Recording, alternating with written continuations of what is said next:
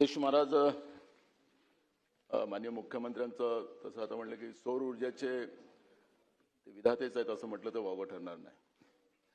अध्यक्ष महाराज, आता माझा एक स्पेसिफिक प्रश्न असा आहे की महाराष्ट्रामध्ये सौर ऊर्जेने किती मेगावॉट विद्युत तयार होते ते एक उत्तर आपण दिलं पाहिजे. अध्यक्ष महाराज, माझा स्पेसिफिक प्रश्न आहे की शेतकऱ्यांना आपण दिलेल्या धोरणाप्रमाणे निरंतर विद्युत आपण देणार का, हा माझा स्पेसिफिक प्रश्न. माननीय अध्यक्ष महोदय, मुख्यमंत्री सौर कृषी वाहिनी ही जी आपली फ्लॅगशिप योजना आहे, या योजनेच्या अंतर्गत 4000 मेगावॅट पूर्ण झालेलं आहे काम आणि या 4000 मेगावॅटच्या माध्यमातून जवळपास 8 लाख शेतकऱ्यांना आता निरंतर वीज आपण देऊ शकतोय, ती आपण सुरू केलेली आहे.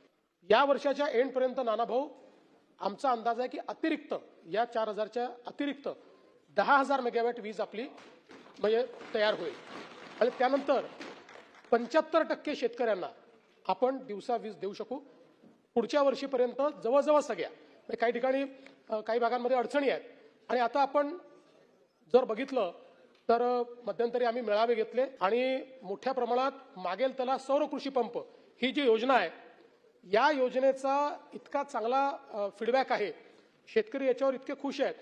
मध्यंतरी एका महिला शेतकऱ्यांनी तर त्या ठिकाणी मी कार्यक्रमाला गेलो होतो, त्या कार्यक्रमात त्यांनी सांगितलं की छत्रपती संभाजीनगर तुम्ही होतात, तिने सांगितलं की मी वीज तर म्हणजे माझ्या शेतीत तर वापरतेच, पण आता माझ्या सौर पंपाने अतिरिक्त वीज जी सुरू होते त्यात त्यांनी कॅपॅसिटर आणि बॅटरी वगैरे लावून ती घरात देखील वापरतात आणि रात्री देखील ते वापरतात. त्याच्यामुळे मला असं वाटतं की टेक्नॉलॉजीमध्ये खूप बदल होतोय.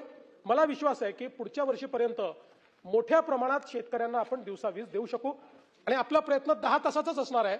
जरी आपण 8 तास म्हणत असलो तरी 10 तासाचा असणार आहे. दुसरं, आपण आता हे जे काही आपली डिस्ट्रीब्युटेड योजना जी झाली आहे, या योजनेला इंटरनॅशनल सोलर अलायन्सने फ्लॅगशिप योजना म्हणून त्या ठिकाणी नेमलं. त्या संदर्भात जवळपास 7 ते 8 आपल्याला आंतरराष्ट्रीय स्तराचे पुरस्कार देण्यात आले. केंद्र सरकारने सगळ्या राज्यांना ही योजना तुम्ही देखील अंमलात आणा अशा पद्धतीचे आदेश दिलेले आहेत. आणि आता याचा पुढचा टप्पा काय आहे, तर आता बॅटरी स्टोरेजमध्ये आपला प्रयत्न आहे की हळूहळू या सगळ्या योजनांचं बॅटरी स्टोरेज देखील तयार करायचं, जेणेकरून ही जी सोलर अवर मधली पॉवर आहे ही 24/7 देखील आपल्याला कशी वापरता येईल, इतर ग्रीड करता आपल्याला कशी वापरता येईल, असा देखील प्रयत्न पुढच्या काळात आम्ही करणार आहोत.